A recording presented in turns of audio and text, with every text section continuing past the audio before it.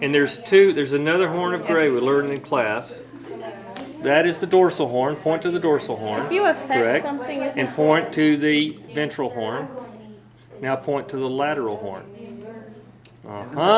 in between. No, other way. Somebody point to the lateral right there. outside. That's right. What type of neuron cell bodies originate in the lateral horns of gray? Central spinal fluid? No. What type of Not- neurons? Is that fight or flight? The visceral motor neurons. Remember that? The 1 and 2. Yeah. So, that's a class question. That's not. Is it 1 and 2? What? Which ones is it? Visceral motor neurons. Okay.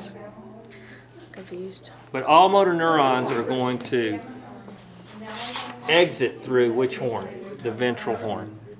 The anterior horn. Okay. Okay? All right.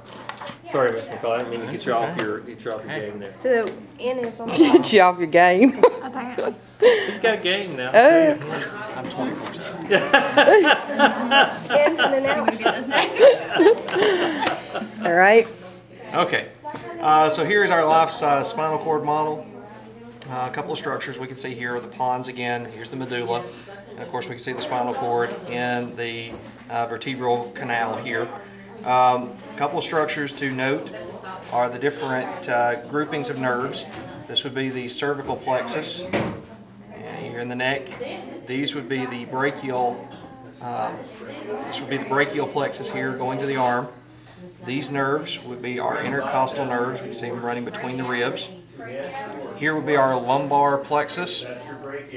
And then further down would be the sacral plexus. And coming off the sacral plexus would be the largest nerve in the body. That would be our sciatic nerve. Back to the spinal cord itself, we have two main structures. We have this cone-shaped structure here called the conus medullaris. And then we have these long thread-like structures here, which would be the cauda equina. And then running parallel to this over on this side of the model, we have this string of pearls type arrangement. This is our sympathetic trunk with our sympathetic chain ganglia crossing each one of the ribs. Somebody give him that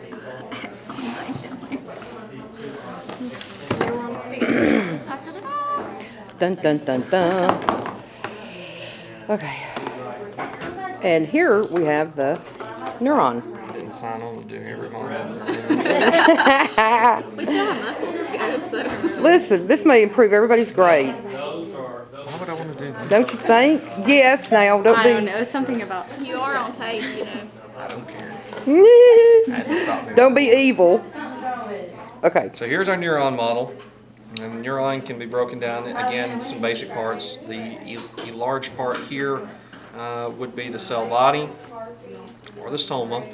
And coming off of that would be these projections referred to as the dendrites. And then exiting the neuron cell body here would be the axon. Let's look inside the cell body.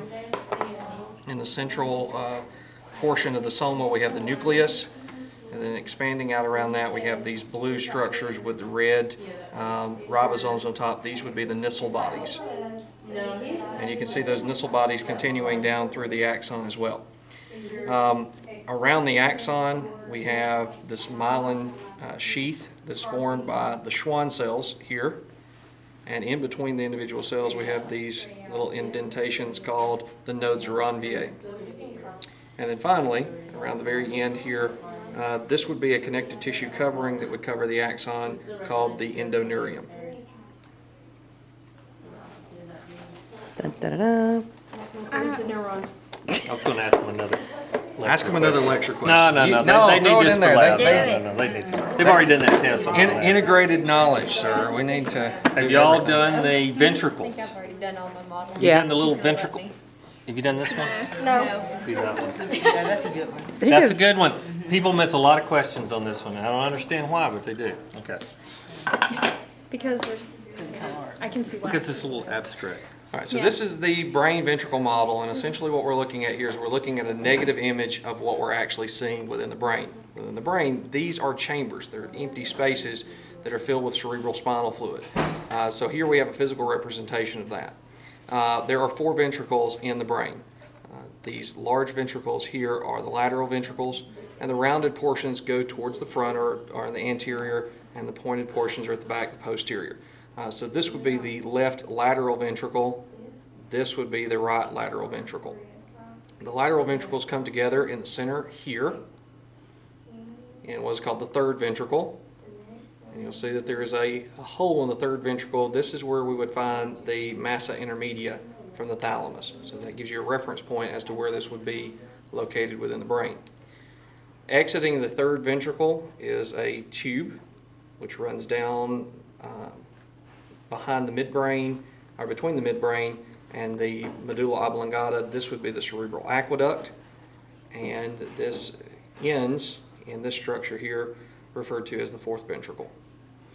Now there are also pink areas along the surface of the model. Those pink areas represent the choroid plexus. The choroid plexus is responsible for creating the cerebral spinal fluid that we would find within those areas.